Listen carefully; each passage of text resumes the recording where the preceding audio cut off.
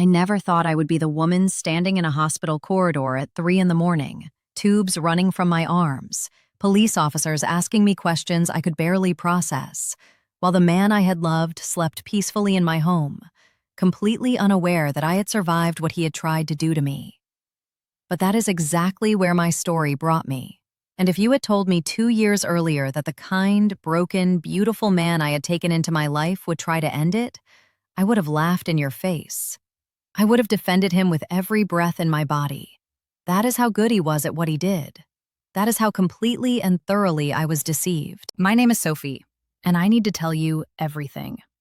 Not because I want sympathy, although I will admit there were nights I craved it. Nights when I lay awake wondering if anyone would believe me, wondering if I had somehow brought this upon myself.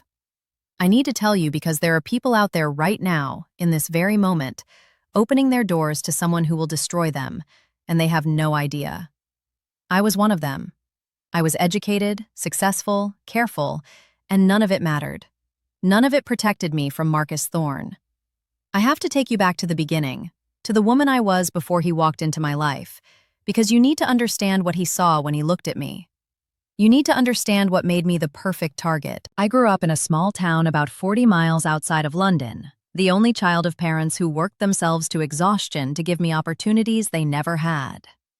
My father was a factory worker who died of a heart attack when I was 19, right in the middle of my first year at university. I watched my mother pick up the pieces of her shattered life, take on extra shifts as a nurse, and refuse to let me drop out to help her. She told me that my education was the investment my father had believed in most, and she would not let his death make it worthless. So I stayed. I studied. I buried my grief in textbooks and exams and the relentless pursuit of becoming someone who would never have to worry about money the way my parents always had. By the time I was 32, I had built something I was genuinely proud of. I worked as a financial consultant for a firm in London, specializing in helping small businesses manage their growth. I earned a good salary. I had saved aggressively. I owned a flat in Hampstead. Nothing enormous, but mine, properly mine, with a small garden and enough space to breathe.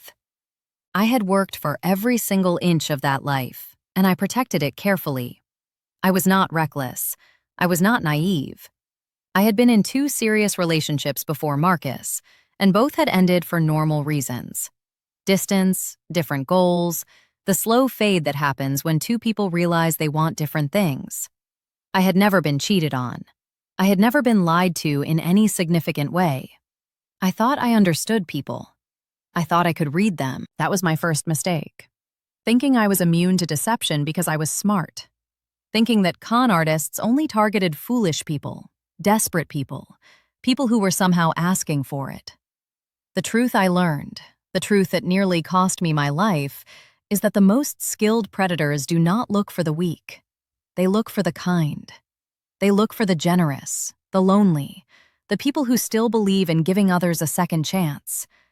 They look for people exactly like me. I met Marcus on a Tuesday evening in October, 2 years ago. The weather had been miserable all week, that particular kind of London gray that seeps into your bones and makes everything feel slightly hopeless. I had stayed late at work finishing a proposal for a new client, and by the time I left the office, I had missed the worst of rush hour.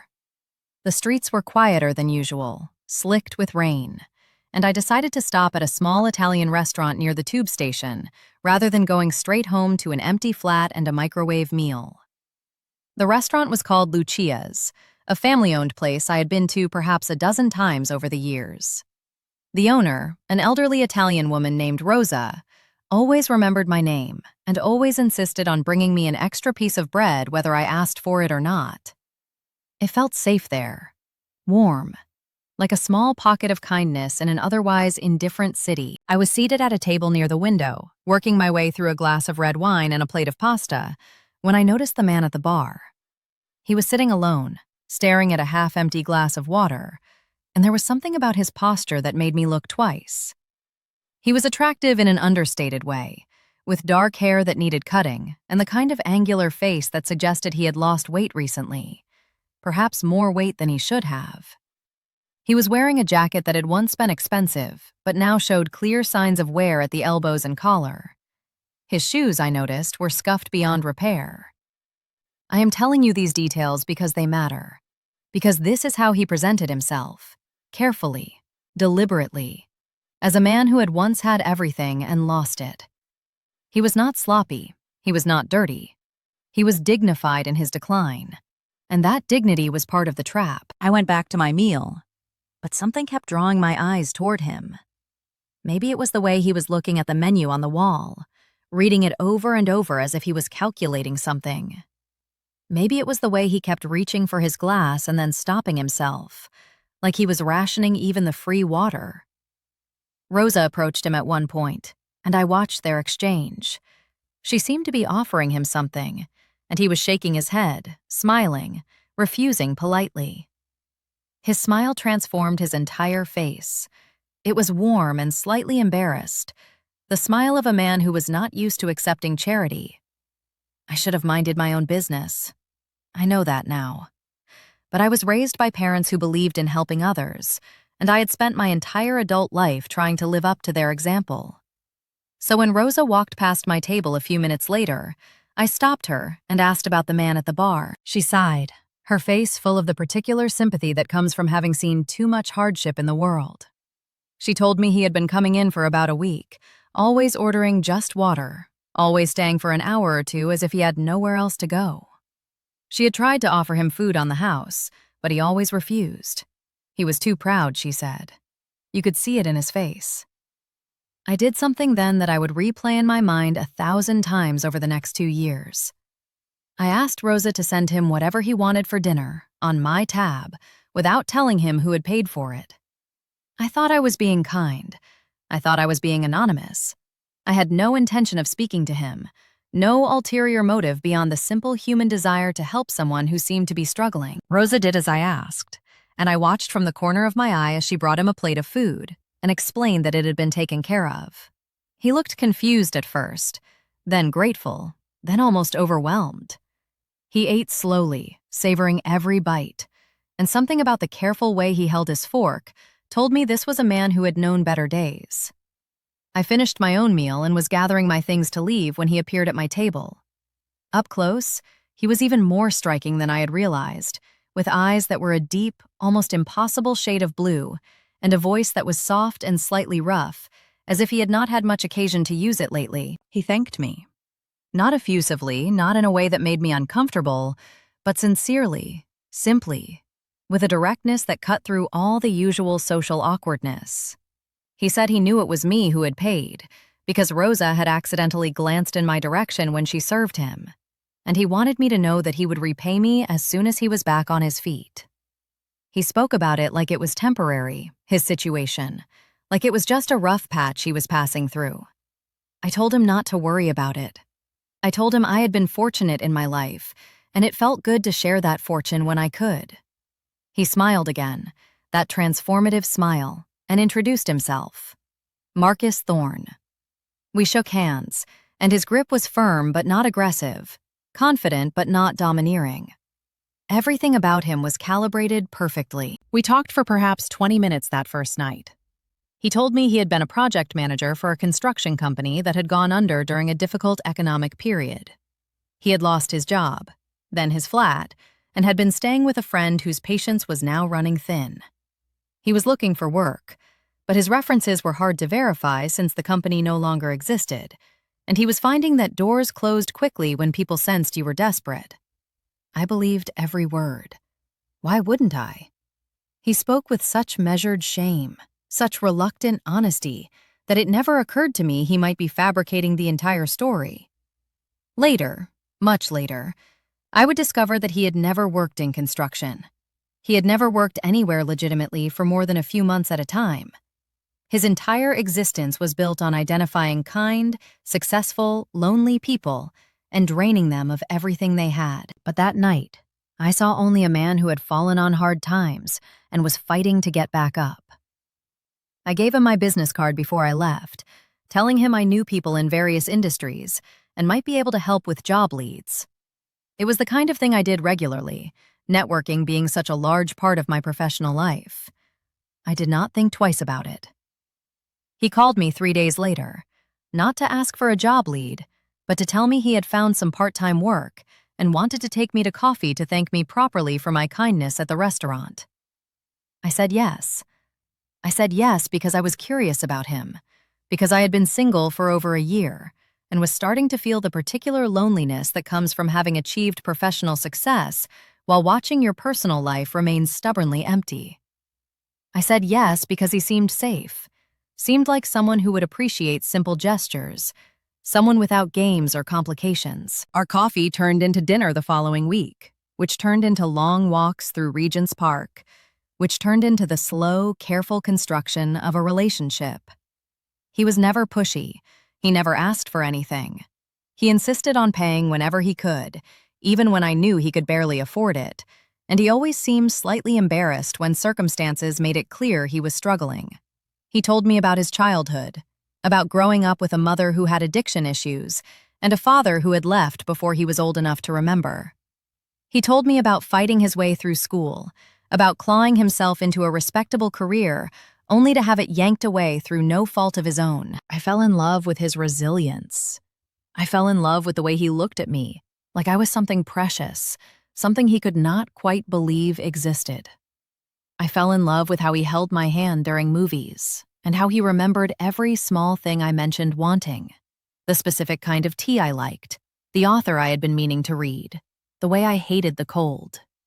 He paid attention to me in ways no one ever had before, and I mistook that obsessive attention for genuine care. 6 months into our relationship, the friend he had been staying with told him he needed to leave. Marcus was devastated, or at least he performed devastation beautifully. He told me he had started looking for a room to rent, but that his part-time wages would barely cover it, and he might have to leave London altogether, go somewhere cheaper, maybe even somewhere I could not follow. He said he did not want to ask me for anything. He said he had too much pride for that. He said he would rather lose me than burden me. I heard what he was not saying. I heard the invitation hidden inside the rejection, and I offered exactly what he wanted me to offer. I asked him to move in with me. He refused at first, of course. He had to refuse. He had to make me convince him, had to make me feel like I was rescuing him rather than being maneuvered. It took me 3 days of persuasion to get him to agree, and even then he insisted on certain conditions. He would pay rent as soon as he could afford it. He would handle all the household chores to earn his keep. He would start looking for full-time work immediately so he would not be dependent on me for long. Those conditions lasted approximately 2 weeks. The job search became sporadic, then non-existent. The household chores were done with gradually diminishing enthusiasm until they stopped entirely. The rent conversation evolved into a quiet understanding that he would contribute when he could, which meant never. But by then, I was too invested. By then, I had introduced him to my mother, to my friends, to my colleagues. By then, he had woven himself so thoroughly into my life that extracting him would have required admitting I had made a terrible mistake. I am not telling you this to excuse what I allowed to happen. I know I should have seen the warning signs earlier. I know I should have demanded more from him, set clearer boundaries, protected myself better. But that is the thing about people like Marcus. They do not give you one big, obvious reason to leave. They give you 100 small, uncomfortable moments, each one just slight enough that you can explain it away. They build the cage around you one bar at a time, until suddenly you realize you are trapped and cannot remember exactly when you stopped being free. By the time we had been living together for a year, I was exhausted in ways I could not articulate. I was still working full-time, still paying all the bills, still maintaining the flat and the garden and the groceries, while Marcus drifted through his days watching television and making vague noises about opportunities that never materialized. Our relationship had become something I maintained rather than enjoyed, a habit rather than a choice. My mother noticed. My mother always noticed everything. She had been polite to Marcus when I first introduced them, but her warmth had cooled steadily over the months. She started making comments during our phone calls, subtle observations about how tired I sounded, how I never seemed to talk about things I wanted anymore, but only about things I was doing for Marcus. She asked me once, directly, whether I was happy. I told her I was. I told her Marcus was going through a difficult time and I needed to be patient. She did not argue with me, but I could hear in her silence that she did not believe a word. Daniel noticed too. Daniel was my oldest friend, someone I had known since primary school, who had grown up to become a solicitor specializing in family law. We had lunch together every few weeks, a tradition we had maintained since our 20s, and over those lunches, he had watched my relationship with Marcus unfold with increasing concern. He was too polite to say anything directly at first, but eventually, he could not help himself. He asked me, during one of our lunches, whether I had considered what would happen if Marcus ever turned out to be different from what he seemed. I was defensive. I was annoyed. I told Daniel he was being paranoid, that Marcus had his faults, but he was not a bad person, that he loved me, and I loved him.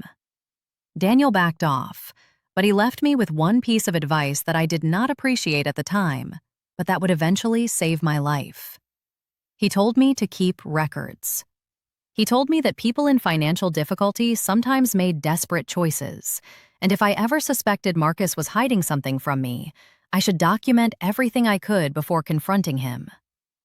I thanked Daniel for his concern and promptly ignored his advice. I trusted Marcus. I trusted him with my home, my money, my heart, and eventually, with something far more valuable. I trusted him with knowledge he would try to use to destroy me. It started with a conversation about wills. Marcus raised the subject one evening while we were watching a documentary about some wealthy family torn apart by inheritance disputes. He asked me, casually, whether I had a will in place. I told him I did. I had drawn one up years earlier, leaving everything to my mother, which seemed like the obvious choice at the time. Marcus nodded thoughtfully and suggested that I might want to update it, given that we had been living together for over a year now. He was not asking to be included in it, he said quickly. He would never presume.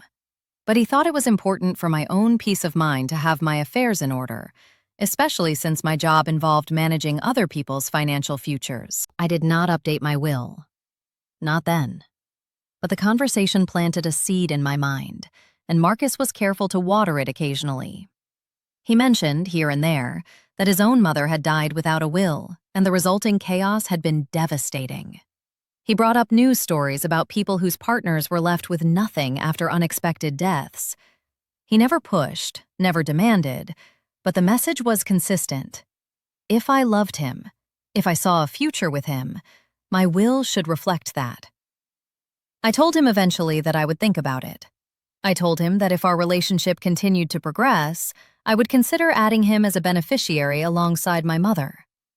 He thanked me profusely, tearfully, telling me he did not deserve someone as generous as me.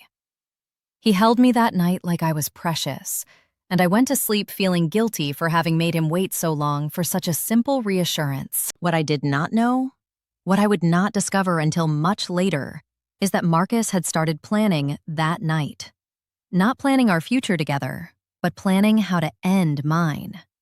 The first sign that something was truly wrong came about 18 months after Marcus moved in. I had been experiencing occasional bouts of nausea, mild enough that I attributed them to stress at work. Then the nausea became more frequent. Then it came with headaches, with fatigue, with a general sense that my body was not functioning the way it should. I went to my GP, who ran some basic tests, and found nothing wrong. She suggested it might be stress-related, maybe burnout, maybe the natural consequences of working too hard for too long without adequate rest. I tried to rest more. I took a week off work. I asked Marcus to help around the flat so I could recover, and for a few days, he was attentive and caring. But my symptoms did not improve. If anything, they got worse. I started experiencing episodes of confusion, moments when I would lose track of conversations or forget things I had just done. My mother visited during this period and was alarmed by how I looked.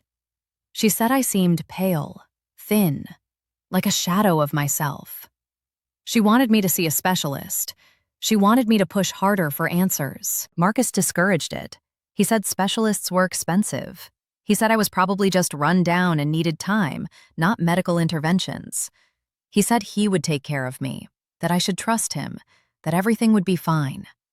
And because I was tired, because I was scared, because I did not want to believe there was anything seriously wrong with me, I listened to him. I let him bring me tea and toast in the mornings. I let him manage my meals, telling me he was making sure I ate properly. I let him monitor everything that went into my body without realizing what he was doing. The truth came out because of a fluke, a tiny accident that unraveled everything. One morning, about 3 months into my mysterious illness, I woke up earlier than usual. Marcus was still asleep, and I felt slightly better than I had in weeks, well enough to get up and make my own breakfast for the first time in ages. I went to the kitchen and reached for the kettle, intending to make myself a cup of tea, when I noticed something odd. There was a small container hidden behind the flour in the cupboard, a container I did not recognize. I pulled it out and examined it. It looked like an ordinary vitamin bottle, the kind of thing you might find in any medicine cabinet. But when I opened it, the pills inside did not look like any vitamins I had ever seen. They were small and white and had no markings, nothing to identify what they were. I should have confronted Marcus immediately. I should have called the police, called my mother, called Daniel. But I was scared, and part of me did not want to believe what I was already starting to suspect. So instead, I did something that would later prove to be one of the smartest decisions of my life. I took one of the pills and hid it in my purse. Then I put the container back exactly where I had found it and went about my day as if nothing had happened. I went to work. I functioned. I smiled at my colleagues and attended meetings and pretended everything was normal, while my mind raced with terrible possibilities. During my lunch break, I went to a pharmacy I had never visited before, far from my usual haunts, and asked the pharmacist if they could identify the pill I had found. The pharmacist examined it carefully and told me she could not say for certain without proper testing, but that it resembled a medication used to treat certain medical conditions. She suggested I take it to a laboratory if I wanted a definitive answer. She also asked, with obvious concern, whether I was feeling all right. I told her I was fine. I was lying. I was dying inside, feeling the foundation of my entire life cracking beneath my feet. I did not go home that night. I told Marcus I had a work emergency, a client crisis that would keep me at the office until late. In reality, I went to Daniel's flat and told him everything. I showed him the pill. I told him about my symptoms, about Marcus's behavior, about my growing suspicion that the man I loved was doing something terrible to me. Daniel listened without interrupting. When I finished, he was silent for a long moment, and then he said something I will never forget. He said he believed me. He said he had always sensed something wrong about Marcus, something predatory beneath the charm, and he was only sorry he had not pushed harder to make me see it sooner. He told me we needed to be strategic. We needed evidence before we confronted Marcus or went to the authorities, because men like him, if he was indeed what I now suspected, were experts at making their accusers look crazy. We came up with a plan that night. I would pretend to be oblivious. I would continue living with Marcus while secretly documenting everything. I would stop eating or drinking anything Marcus prepared for me, finding excuses that would not arouse suspicion. And I would have the pill tested by a proper laboratory to determine exactly what he had been putting into my body. The lab results came back 10 days later. The pill contained a substance called thallium sulfate, a heavy metal that had been used historically as a rat poison, before being banned in most countries due to its toxicity to humans. In small, consistent doses, it caused exactly the symptoms I had been experiencing: nausea, fatigue, confusion, hair loss that I had only recently started noticing and had attributed to stress. In larger doses or over prolonged periods, it was fatal. The laboratory technician who called me with the results asked me, in a careful and neutral voice, whether I had any idea how I might have been exposed to such a substance. I told her I was investigating the matter privately. She paused, and then she told me that if I believed I was being deliberately poisoned, I should contact the police immediately. I did not contact the police. Not yet.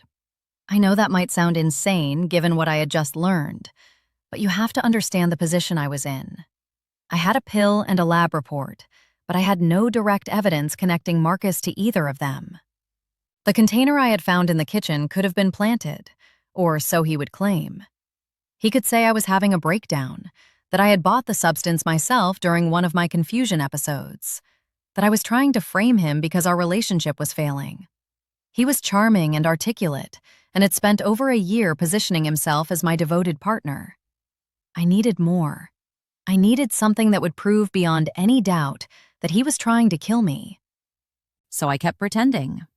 I kept living with a man who I now knew was poisoning me, eating separately whenever I could get away with it, disposing of the tea and toast he brought me each morning without letting him see. My symptoms began to improve almost immediately, which only confirmed what the lab results had already told me. I was getting better because I was no longer ingesting poison. But I was also watching, and the more I watched, the more I saw. I noticed that Marcus spent a lot of time on his phone, texting someone whose contact name was simply M. I never managed to see the content of those messages, but I saw how his face changed when they arrived, how he always took the phone into another room to respond. I noticed that he had started asking questions about my life insurance policy, questions disguised as concern about whether I was adequately covered given my health issues. I noticed that he had taken a keen interest in my paperwork, and that files I had not touched in months had been moved, reorganized, examined. One night, while Marcus was in the shower, I went through his jacket pockets. I found a receipt from a chemical supply company, dated about 2 months before my symptoms started.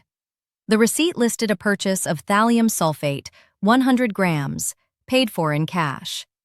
The buyer's name was listed as Jonathan Price, but the address given was our flat.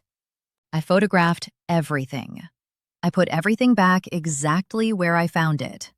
And then I sat on our bed and waited for Marcus to finish his shower, knowing that the man who would walk through that bathroom door was a murderer who had not yet succeeded. The next part of my story is the hardest to tell, because it involves decisions I second-guess even now, choices that could have gone wrong in 1,000 ways.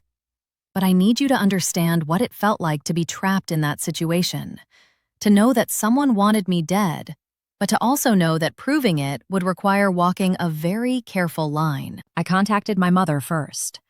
I told her everything, watching her face shift from confusion to horror to a cold, steady fury I had never seen in her before. She wanted to call the police immediately. She wanted to drag Marcus out of my flat by his hair and make him answer for what he had done. But I convinced her to wait. I told her about the evidence I had gathered, about the strategy Daniel and I had developed. I told her that Marcus was smart and that we needed to be smarter. Then I contacted Daniel again, and together we brought in a private investigator. Her name was Rebecca Chen, and she came recommended by a colleague of Daniel's who had used her services in a particularly complex divorce case. Rebecca specialized in cases involving fraud and financial exploitation, and when I told her what I suspected, she did not seem surprised. She told me that cases like mine were more common than people realized, that she had worked dozens of situations involving partners who had targeted their significant others for financial gain. She also told me that the key to building an airtight case was patience. We needed to catch Marcus in the act, or at least document enough of his behavior to make his intentions undeniable. Rebecca began her investigation with Marcus's background. Within a week, she had uncovered things that made my blood run cold. Marcus Thorne was not his real name, or rather, it was one of several names he had used over the years. He had been born Marcus Edmund Wright in Manchester and had changed his name legally at 25, around the time he started his particular career.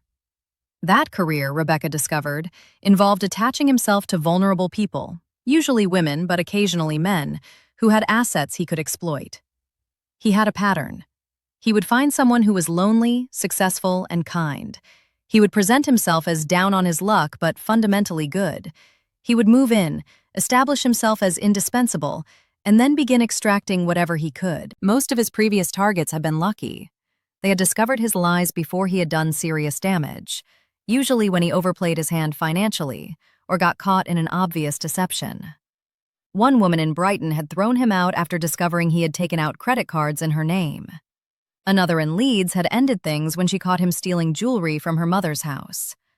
But there was one case that stood out from the rest, one that Rebecca found buried in old news reports from nearly a decade earlier. Her name was Sandra Mitchell.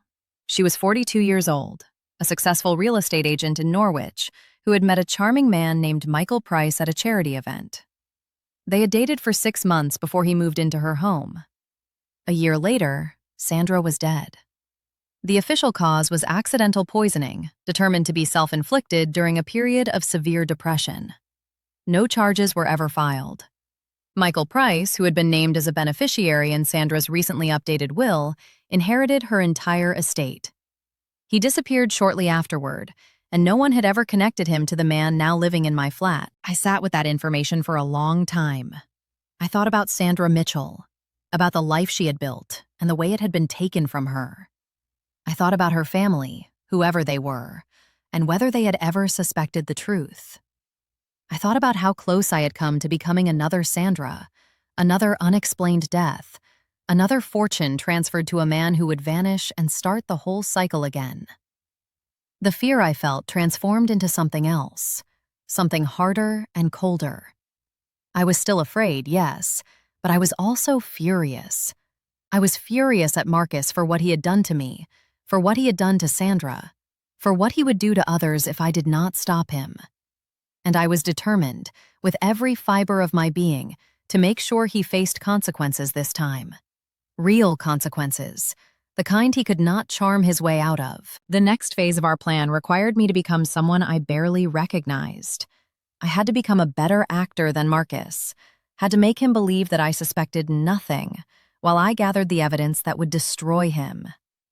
I had to pretend to still love him, still trust him, still see a future with him even as I documented every lie he told. It was agonizing. There were nights when I lay next to him in bed, feeling his arm draped across my body, and it took everything I had not to scream, not to shove him away, not to demand answers he would never honestly give.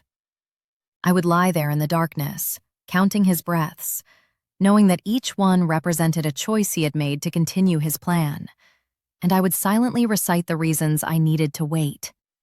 For Sandra, for myself, for whoever would come after me if I failed. I started keeping a detailed journal, hidden in my office at work where Marcus could never find it. I documented every suspicious conversation, every odd question, every moment when his mask slipped slightly and I caught a glimpse of something calculating behind his eyes. I photographed the chemical supply receipt again, multiple times, storing copies in several secure locations. I saved records of his searches for information about my finances, screenshots that Rebecca helped me capture without Marcus noticing. The hardest part was pretending to get sicker. I knew that my improving health would eventually raise red flags for Marcus, would make him wonder why his poison was no longer working. So I maintained the illusion of decline. I complained of headaches I did not have. I pretended to struggle with fatigue. I even started wearing makeup that made my skin look paler, my eyes more shadowed. It was a dangerous game, letting him think his plan was succeeding. But it was necessary. I needed him confident. I needed him careless. The break came about 6 weeks into our investigation. Rebecca had been monitoring Marcus's communications through methods I did not ask too many questions about, and she discovered something that changed everything. The person he had been texting, the mysterious M, was not a friend, or a family member, or a romantic interest on the side. It was a woman named Melissa Porter, and she was his accomplice. They had worked together before, on at least 3 of his previous schemes. Melissa handled the back end, the forged documents and the fake references, and the careful construction of identities. Marcus handled the human element, the charm, the seduction, the slow cultivation of trust. Rebecca managed to arrange a meeting with Melissa under false pretenses, posing as a potential client interested in identity services. She recorded their conversation, during which Melissa spoke openly about her arrangement with Marcus and about their current project, meaning me. Melissa was disturbingly casual about the whole thing. She talked about me like I was a transaction, a mark, a collection of assets to be redistributed. She mentioned that the timeline had been pushed up because I was taking longer than expected to update my will, and that Marcus was getting impatient. That recording became the centerpiece of our case. Combined with the lab results, the chemical supply receipt, The background investigation revealing Marcus's pattern of behavior and my own detailed documentation, we had enough. We had more than enough, but I still was not ready to go to the police. There was one more thing I needed to do. I needed to hear him say it. I needed to look into his eyes and hear him admit what he was doing. Not because the evidence required it, but because I needed that closure for myself. I needed to know that I was not crazy, that I had not imagined the betrayal, that the man I had loved was truly capable of what I suspected. I planned the confrontation carefully, with Daniel and Rebecca's help. We chose an evening when my mother could be waiting at Daniel's flat, ready to call the police if anything went wrong. I wore a small recording device hidden in my clothing. I prepared questions designed to draw out admissions, to make Marcus comfortable enough to drop his guard. And then, I sat down with him in our living room, and I told him I knew. His face went through several transformations in the span of about 3 seconds. First confusion, then concern, then something I had never seen before. A blankness, an emptiness, like a mask sliding off to reveal nothing underneath. He asked me what I thought I knew, his voice still calm, still gentle, still using the cadence of a man who loved me. I told him about the pills. I told him about the lab results. I told him about Sandra Mitchell and Melissa Porter and the life of fraud he had been living for over a decade. I watched him process each revelation, watched his brain calculating options, trying to figure out a story that would explain everything away. He tried denial first. He said I was confused, that my illness must have been affecting my mind, that I should rest and let him take care of me. When that did not work, he tried deflection. He said someone must be setting him up, that I should consider who else had access to our kitchen, that perhaps one of my colleagues was jealous of my success and trying to destroy my relationship. When deflection failed, he tried charm. He smiled at me, that transformative smile I had once found so beautiful, and told me he understood why I was scared. He said we could work through this together. He said he loved me more than anything in the world and would never hurt me. He said I was the best thing that had ever happened to him. I told him I had recordings of Melissa Porter discussing their plans. I told him I had the receipt from the chemical supply company with our address on it. I told him the police already had copies of everything, which was a lie, but an effective one. That was when the mask came off entirely. His face changed into something I did not recognize. The warmth vanished. The gentleness evaporated. What remained was cold and hard and looking at me with what I can only describe as contempt. He laughed, a short, bitter sound, and told me I was smarter than he had given me credit for. He said most women did not figure it out until it was too late. He said Sandra certainly had not. I asked him how he could do it, how he could spend months with someone, share their bed, accept their love, and plan their murder the entire time. How he could wake up every morning and make tea for someone he intended to kill. He shrugged. He actually shrugged, like I had asked him about his preference in music. He said it was nothing personal. He said I was a means to an end, that everyone was a means to an end, and the only difference between him and the rest of the world was that he was honest about it. He said most people used each other without admitting it, and he was simply more efficient. I asked him about Sandra. I asked him if he thought about her, if he felt anything when she died. He considered the question for a moment. Then he said no. He said she had been easy, too trusting, too eager to believe someone could love her. He said she had practically handed him her life, and he had simply taken it. I thought I would feel satisfied, having that confession. I thought it would bring some kind of closure. But all I felt was cold. Cold and sad and profoundly exhausted. This man had been living in my home, sharing my bed, eating my food for nearly 2 years. I had introduced him to my mother. I had thought about building a future with him. And he had seen me as nothing more than a target. I told him I was leaving. I told him the police would be there within the hour. I told him I hoped he spent the rest of his life in prison. He moved faster than I expected. One moment he was sitting across from me, seemingly defeated, and the next he was between me and the door, his hand closing around my wrist with a grip that would leave bruises. He said he was not going to let me ruin everything. He said he had worked too hard on this job to let it fall apart now. He said that if I was going to die anyway, there was no reason to wait any longer. I screamed. I fought. I used every ounce of strength I had to break free from his grip, to get to the door, to get out of that flat. But he was stronger than me, and he had the advantage of desperation.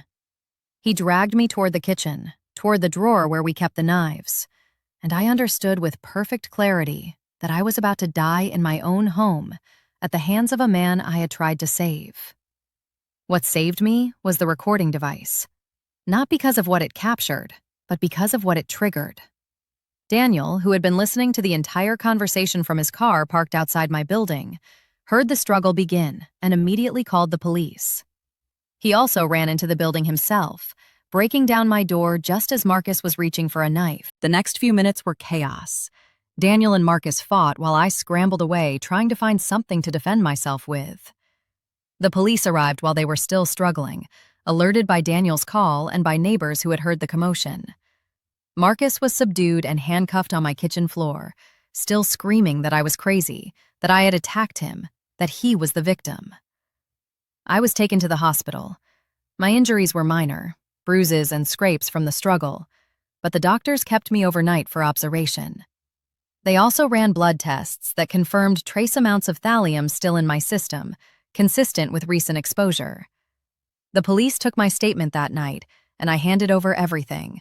The recordings, the lab results, the documentation, Rebecca's investigation files. I held nothing back. Marcus was arrested and charged with attempted murder, administering a noxious substance, fraud, and several other offenses I cannot remember now. His trial took place 8 months later, and I testified for nearly an entire day. I sat in that courtroom and looked at him and told the jury everything he had done. I described the manipulation, the poisoning, the confession, the attack. I played the recordings. I showed the evidence. His lawyer tried to paint me as an unstable woman who had imagined the entire thing. He suggested I had purchased the thallium myself during one of my confused episodes and had invented the conspiracy to cover my own suicide attempt. He questioned my credibility, my mental health, my relationship history. He did everything he could to make me look like the villain. The jury did not believe him.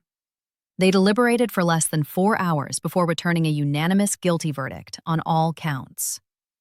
The judge, during sentencing, called Marcus one of the most dangerous individuals he had encountered in his career.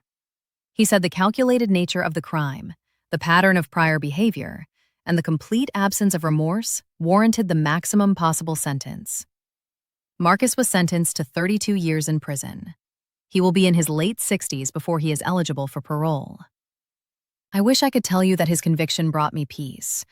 I wish I could say I walked out of that courtroom healed, whole, ready to move on with my life. But recovery does not work like that.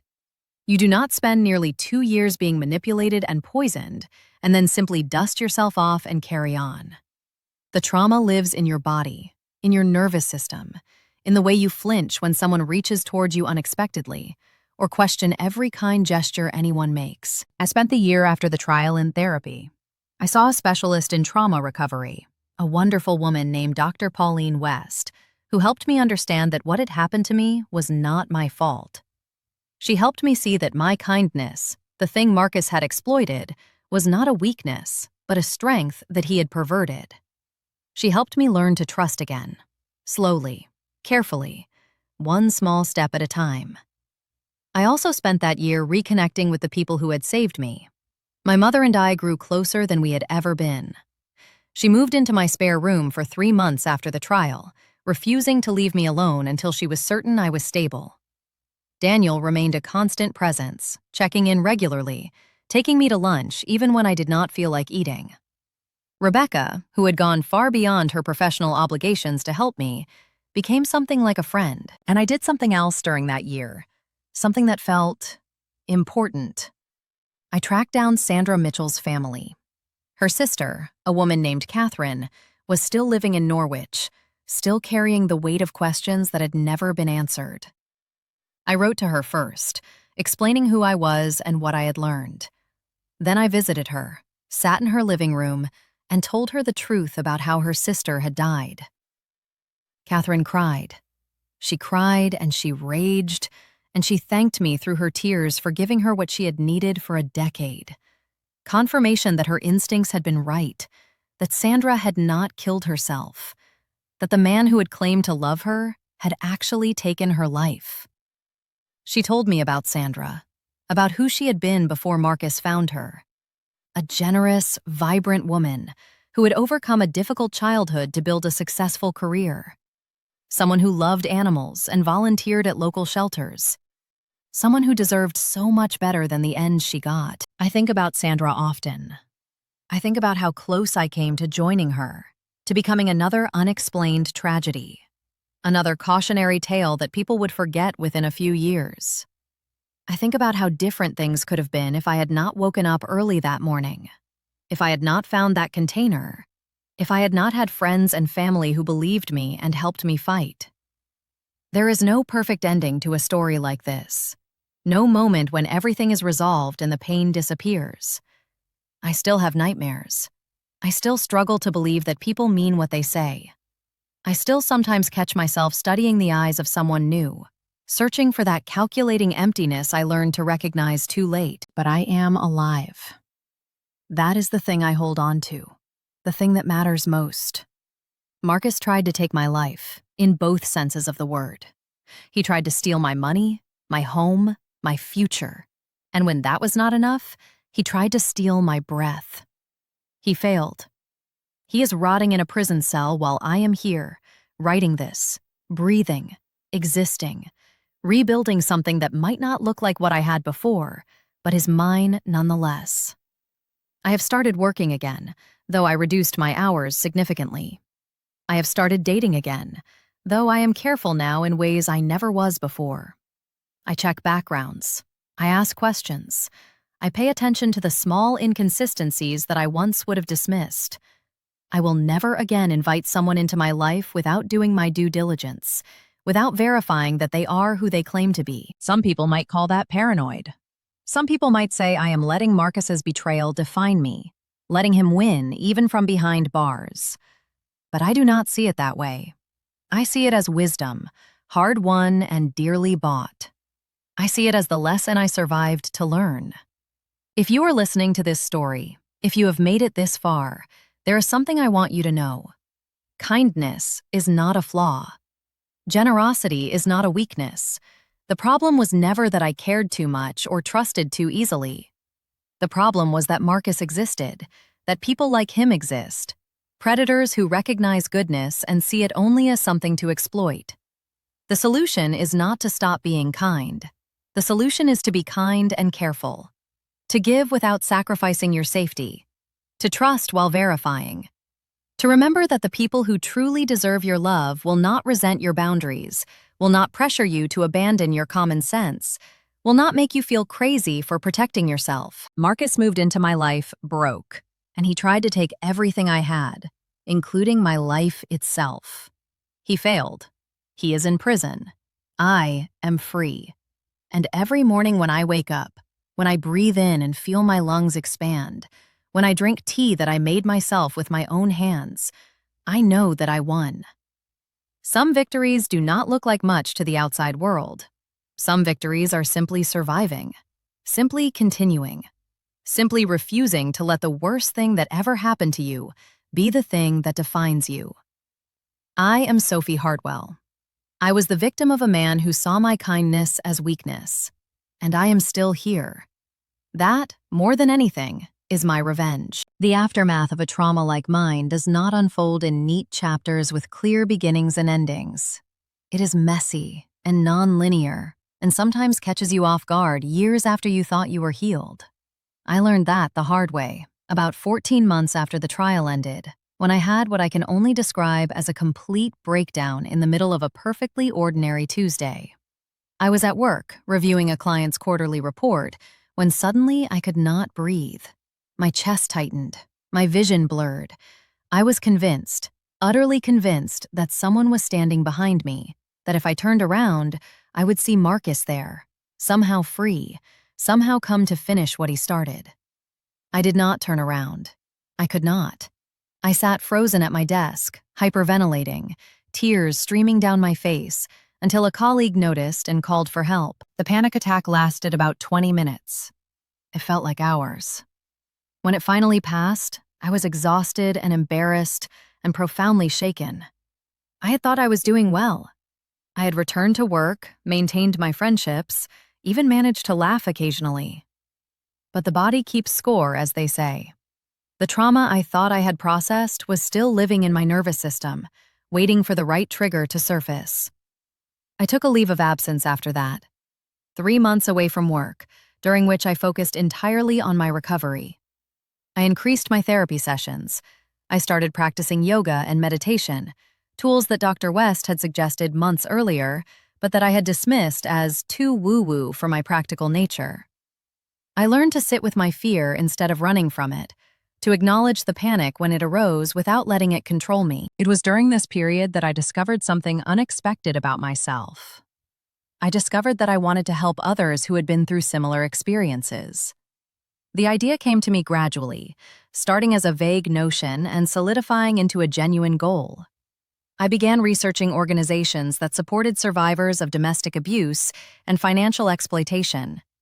I found several that were doing important work, but were desperately underfunded. I made donations. I volunteered my time. I started speaking at events, sharing my story with audiences who were often going through their own versions of what I had survived. The first time I spoke publicly was terrifying. I stood on a small stage in a community center in South London, looking out at 30 or 40 faces, and I thought I might faint. But then I started talking, and the words came more easily than I expected. I told them about Marcus, about the manipulation, the poisoning, the way he had made me doubt my own perceptions, about the recovery that was still ongoing, still difficult, still worth fighting for. And when I finished, several people came up to me with tears in their eyes, thanking me for making them feel less alone. That feeling, the feeling of connection and shared survival, became something I sought out regularly. I continued speaking, continued volunteering, continued using my experience to help others recognize the warning signs I had missed. I was not a counselor or a therapist. I was just someone who had been through it and come out the other side. Sometimes that was enough. Sometimes just knowing someone else had survived was all people needed to believe they could too. The speaking engagements eventually led to something bigger. A journalist approached me about writing a book, a detailed account of my experience that could reach people beyond the local events I had been attending. I was hesitant at first. Writing a book felt like exposing myself to the entire world, inviting scrutiny and judgment from people who did not know me and might not believe me. But I also recognized the potential impact. If my story could help even one person recognize a predator before it was too late, the discomfort would be worth it. I worked on the book for nearly 2 years, alongside a co-writer who helped me structure my chaotic memories into something coherent. The process was therapeutic in ways I had not anticipated. Putting everything down on paper forced me to examine events I had avoided thinking about, to confront details I had suppressed, to finally make sense of the senseless. By the time the book was finished, I felt lighter than I had in years. Not healed, not completely, but closer. The book was published about 3.5 years after the trial. It received modest attention, a few reviews in newspapers, some interviews on podcasts and morning shows. The response from readers was what mattered most to me. I received hundreds of messages from people who saw themselves in my story, who recognized Marcus in their own partners or family members or friends. Some of them were in the middle of similar situations, using my experience to find the courage to leave. Others were already survivors, grateful to know they were not alone. A few were skeptics who accused me of exaggerating or outright lying, but they were vastly outnumbered by those who believed me. One message stood out above all the others. It came about 6 months after the book's publication, from a woman named Elena who lived in Manchester. She wrote to tell me that she had recognized her own husband in my description of Marcus. Not literally, not the same person, but the same pattern. The same charm, the same gradual isolation, the same subtle manipulation that made her question her own sanity. She had read my book in one sitting, she said, and by the time she finished, she knew she needed to leave. Elena's message was detailed and heartbreaking. She described a relationship that had started beautifully and deteriorated slowly. So slowly she had not noticed until she was trapped. She described financial control, emotional abuse, constant criticism disguised as concern. She described feeling like a shadow of herself, like the woman she had been before her husband had somehow vanished, replaced by someone she barely recognized. But what struck me most about Elena's message was its ending. She wrote that she had made a plan. She had secretly saved money, arranged a place to stay with a friend, and documented everything she could. She was going to leave the following week, and she wanted me to know that my story had given her the courage to do it. I wrote back immediately. I offered whatever support I could provide. I connected her with resources, with helplines, with organizations that specialized in helping women in her situation.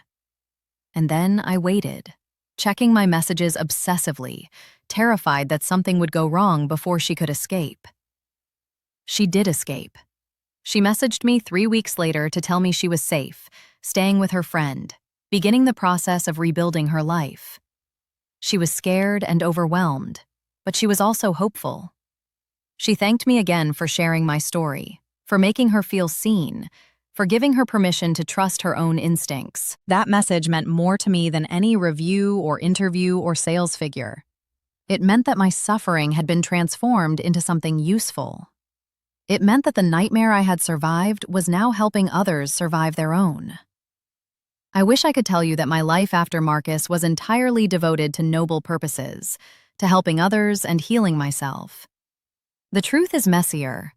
There were selfish pleasures, too. There were long holidays in places I had always wanted to visit, Venice and Kyoto and the Scottish Highlands. There were indulgent purchases I would never have made before, the kind of things Marcus would have noticed and calculated into his schemes. There were nights when I danced alone in my flat, music turned up loud, celebrating the simple fact that I was alive and free. I sold the flat in Hampstead eventually. Too many memories, too many ghosts. I bought a smaller place in Islington, closer to my mother and to Daniel, with no garden but plenty of light. I filled it with things that made me happy. Plants and books and soft blankets and art from local artists. I made it mine in a way the Hampstead flat had never truly been, a space that reflected who I was rather than who I had been trying to be. My mother watched my transformation with quiet satisfaction. She had always been proud of me, she said, but she was proudest now.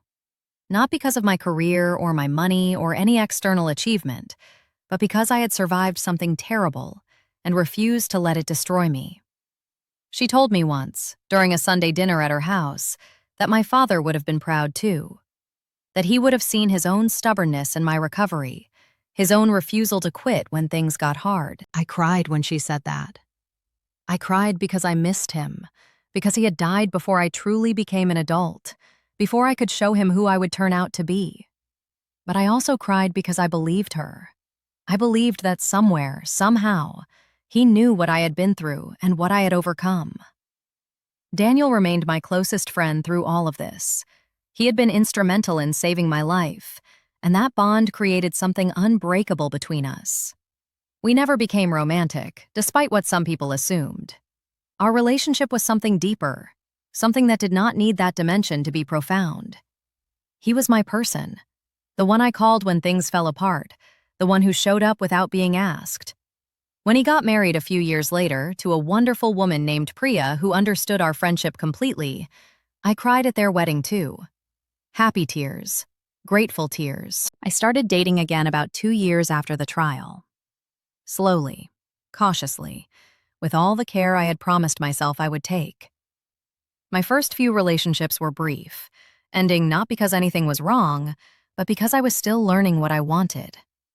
I was learning to distinguish between genuine connection and the performance of connection that Marcus had been so good at. I was learning to trust my instincts while also verifying them, to give people chances while also protecting myself. I met someone eventually. His name was James, and he was a wildlife photographer who spent half his time traveling and the other half teaching at a university in London. He was gentle and patient, and completely different from anyone I had dated before. He did not sweep me off my feet. He did not make grand romantic gestures.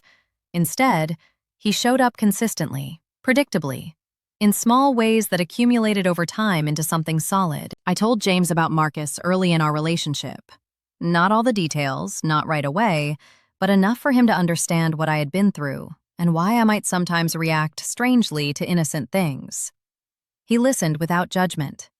He asked questions when I invited them and stayed quiet when I needed space. He never made me feel like damaged goods, never suggested that my trauma defined me. We moved slowly. We built something careful and deliberate. And eventually, after about a year of dating, we moved in together, into my flat in Islington, the space I had made mine, now becoming ours. It felt different from how it had felt with Marcus. Healthier, more equal. Like a partnership rather than a rescue mission. I will not say the relationship was perfect. No relationship is. James and I had disagreements, misunderstandings, moments when we frustrated each other immensely. But we also had communication and respect, and a shared commitment to working through problems rather than letting them fester. We had what Marcus and I never actually had: genuine mutual care. The years passed. Marcus remained in prison, occasionally making parole requests that were always denied. I received notification of each request and submitted victim impact statements opposing his release. I learned not to let these notifications derail me, not to spend weeks spiraling over the possibility of his freedom. He would get out eventually, probably. The justice system would decide he had served enough time, but by then, I hoped, I would be so far from the person he had tried to destroy that it would not matter. My work evolved too. The speaking engagements and volunteer work coalesced into something more formal. I started a foundation, funded initially by proceeds from my book, dedicated to supporting survivors of financial and domestic abuse. We provided resources, legal assistance, emergency housing for people fleeing dangerous situations. We trained professionals to recognize the signs of exploitation. We advocated for stronger laws and better enforcement. Running a foundation was harder than I had anticipated. There were administrative headaches and funding challenges, and moments when the scale of the problem felt overwhelming. But there were also moments of profound impact, cases where our intervention made the difference between someone's survival and their destruction. Those moments kept me going through the difficult days. I received updates occasionally about other victims of Marcus's past schemes. The investigation triggered by my case had led to the reopening of several cold cases, including Sandra Mitchell's death.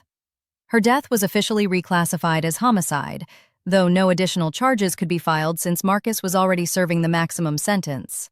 Still, the reclassification meant something. It meant Sandra's name was cleared, her death acknowledged as murder rather than self-harm. Her sister Catherine told me it felt like justice, even if it came too late. There were other victims too. Women who had escaped Marcus's schemes before they could escalate to violence. Several of them reached out after my book was published, sharing their own stories, adding pieces to the puzzle of who he really was. Each story was slightly different, but the pattern was always the same. The charm, the manipulation, the gradual extraction of everything valuable. He had been doing this for years, probably decades, refining his techniques, learning from his mistakes. I had simply been the one unlucky enough to meet him when he decided to escalate to murder, and lucky enough to survive. I think about luck often, about the razor-thin margin between my story and Sandra's. If I had not woken up early that morning, if I had not noticed the container, if I had not had Daniel listening during my confrontation with Marcus, any of those threads could have broken, and I would be dead now. Just another unexplained tragedy, but the threads held. The luck went my way. And here I am, years later, telling my story not from a grave, but from a life I have rebuilt with my own hands. The final chapter of my revenge against Marcus is not something dramatic. There was no confrontation in a prison visiting room, no moment of triumph where I watched him realize everything he had lost. My revenge was quieter than that, more sustained. My revenge was living. It was waking up every morning in a home filled with things I loved, next to a man who truly cared for me. It was running a foundation that helped people escape predators like the one who had almost destroyed me. It was speaking to audiences who needed to hear that survival was possible, that kindness was not a fatal flaw, that they were not alone. My revenge was refusing to let Marcus define my story. He was a chapter, a terrible chapter, but not the whole book. I had chapters before him and chapters after him, and the ones after were better, richer, more meaningful. Sometimes I imagine him in his prison cell, growing older, watching the years slip away. I imagine him thinking about the life he almost had, the fortune he almost stole, the woman he almost killed. I hope it haunts him. I hope he lies awake at night, calculating what he lost, regretting the morning I woke up early and found his poison. But mostly, I try not to think about him at all. He took enough of my mental energy when he was in my life. I will not give him more now that he is gone. If you have listened to this entire story, all the way to the end, I want to leave you with something. Not a moral exactly, because life is too complicated for neat morals, but a thought, a hope. The world is full of people who will try to exploit your kindness. They will see your generosity as weakness, your trust as opportunity, your love as something to be harvested. They exist, and they are often very good at hiding what they are. But the world is also full of people who will honor your kindness, who will meet your generosity with their own, who will hold your trust gently and never use it against you. These people exist too, in far greater numbers than the predators. The challenge is learning to tell the difference, learning to protect yourself without closing yourself off entirely, learning to be kind and careful at the same time. I am still learning. I will probably always be learning. But I am here, alive, surrounded by people who love me genuinely, doing work that matters, and that is enough. Marcus moved in broke and tried to take my life. He failed. I won. And every day I wake up breathing is another day of my revenge.